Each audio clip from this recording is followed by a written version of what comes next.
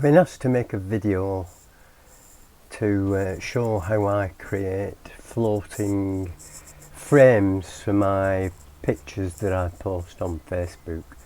So here goes. So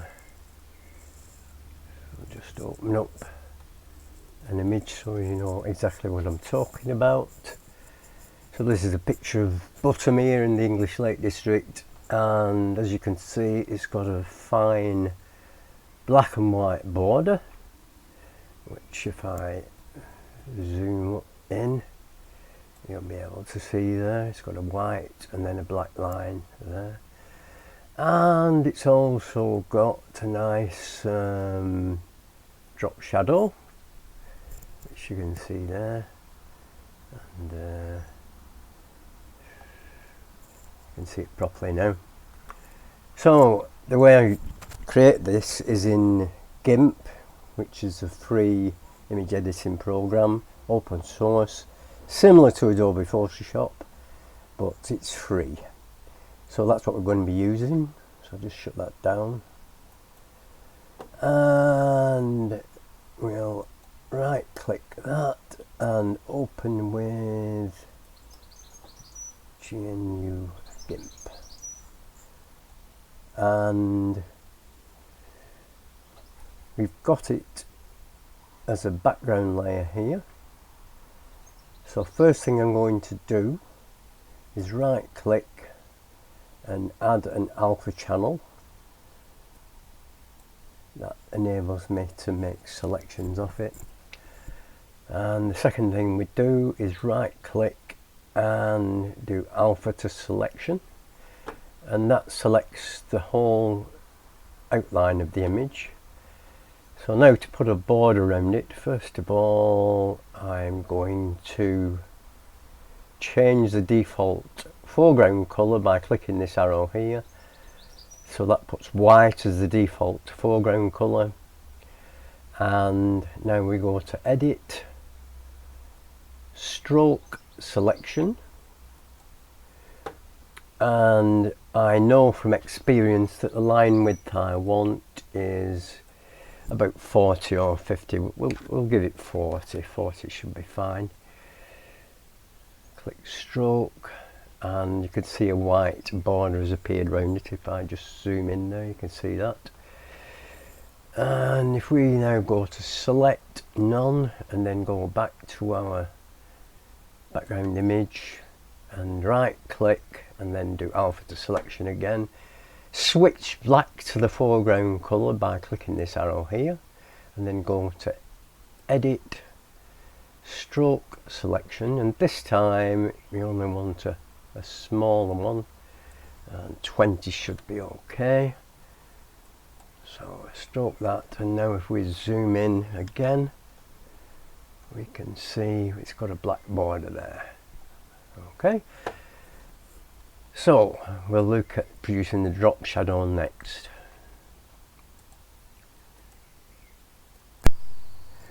Okay, so we've done our border, so now we're going to put this image with its border onto a blank canvas, if you like. So go to File and New,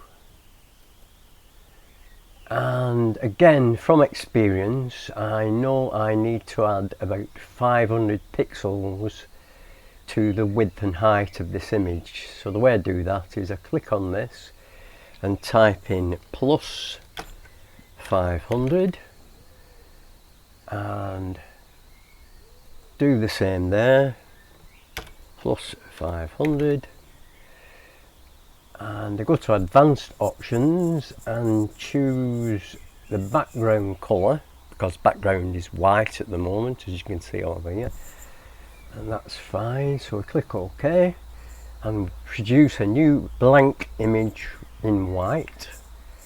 We then go back to our original image, and in the layers palette here we right click and do alpha to selection, so that's selected all, and then we go edit, copy. You could also use the keyboard shortcut Control and C, and then we move to the blank image and do edit and paste as new layer, and Bob's your uncle,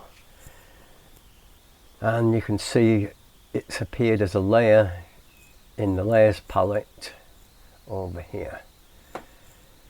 And we don't need to do anything else with that. To produce the drop shadow, we'll go to filters up here and light and shadow, and then we go down to drop shadow. And there are a few sliders here that you can play with, and I'm going to bump this up. The X and Y values are linked together with this chain symbol here, so if I do one, the other one changes the same, and you'll see the drop shadow appear around the corner of the image there. So just wind that up like that, and now increase the opacity so that we can see it better. It's a little bit too big, that, and it's a bit too harsh, so I'm going to reduce that back down again. And we've got preview clicked here, so that should show us what's happening on the fly. And we also want to soften it up a little bit, so we can increase the blur radius, perhaps a bit more,